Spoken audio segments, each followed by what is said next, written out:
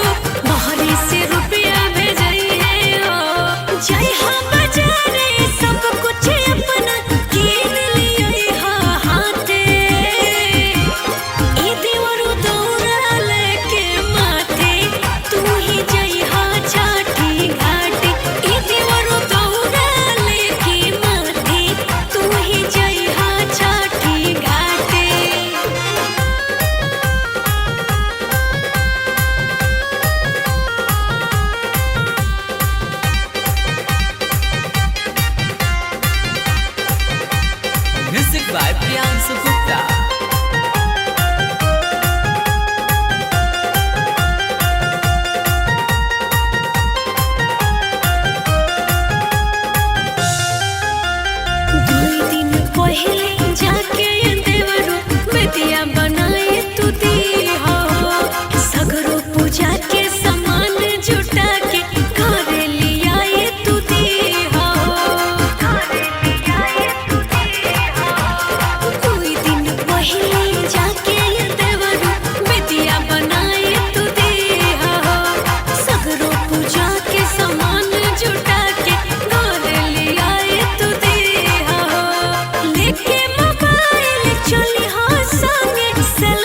खिची हाँ